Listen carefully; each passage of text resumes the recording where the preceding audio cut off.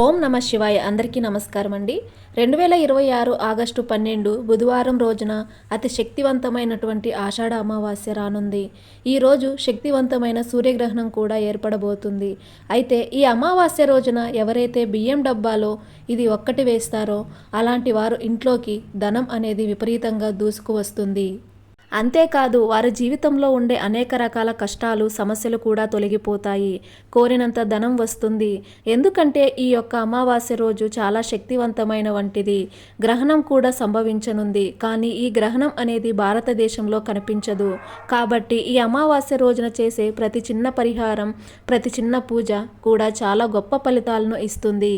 ముఖ్యంగా ఈ అమావాస్య రోజున మనం బియ్యం డబ్బాలో ఇది ఒకటి వేస్తే చాలు, తరతరాలు కూర్చుని తిన్నా తరగని ఐశ్వర్యం వస్తుంది. లక్షలు కాదు కోట్లు సంపాదించే స్థాయికి ఎదుగుతారు. ముఖ్యంగా ఆర్థికపరమైనటువంటి సమస్యలు, ధనపరమైనటువంటి సమస్యలు తొలగిపోతాయి. ధనధాన్యాలకు లోటు లేకుండా జీవించవచ్చు. జీవితంలో నుండి అన్ని రకాల సమస్యలు, అన్ని రకాల దరిద్రాలు తొలగిపోతాయి.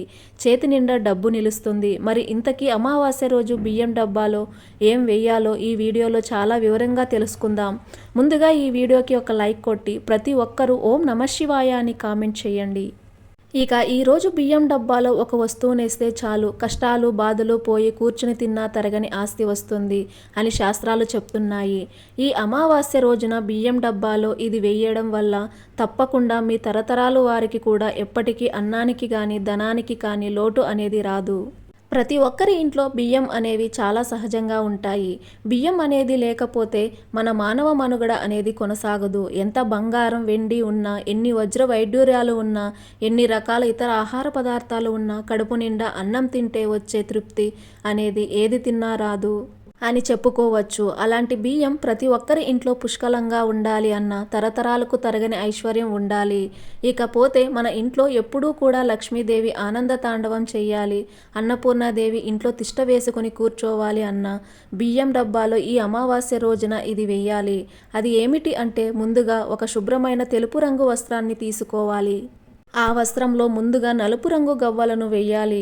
నలుపు రంగు గవ్వలను ఇంట్లోని దుష్ట దోషాలను పారద్రోలే అద్భుతమైన శక్తి ఉంటుంది. వాటితో పాటు సుగంధ ద్రవ్యాలైన 5 యాలకలు, ఒక చిన్న దాల్చిన చెక్క ముక్కను కూడా ఉంచాలి. ఆ తరువాత ఇందులో 9 ఒక్కలను వెయ్యాలి.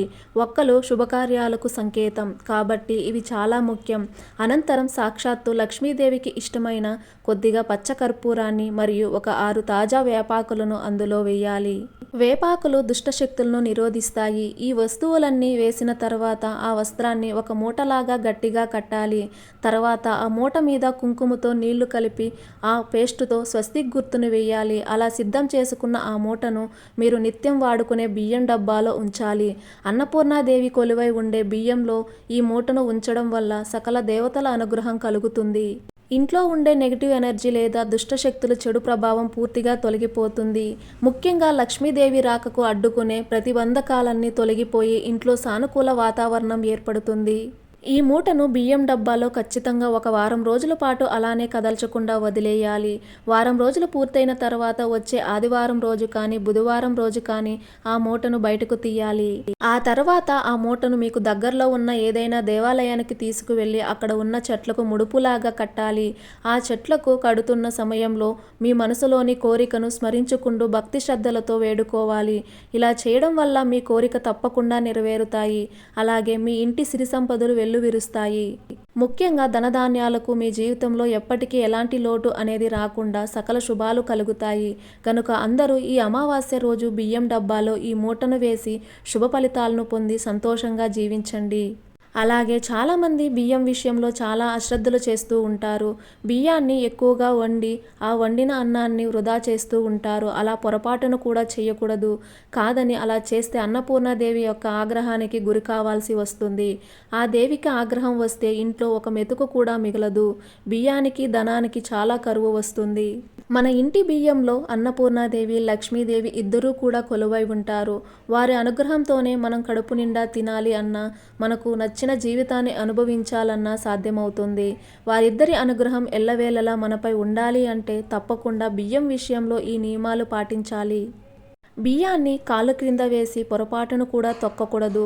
ముఖ్యంగా బియ్యం డబ్బాలో ఎప్పుడూ కూడా బియ్యం నిండుగా ఉండాలి. బియ్యం అయిపోయే వరకు చూడకూడదు. బియ్యం డబ్బా పరిశుభ్రంగా ఉండాలి. చుట్టూ కూడా చాలా శుభ్రంగా ఉండాలి. బియ్యాన్ని ఎప్పుడు పవిత్రంగా భావించాలి. ప్రతి నిత్యము బియ్యం కడిగే సమయంలో శివపార్వతులను తలుచుకోవాలి.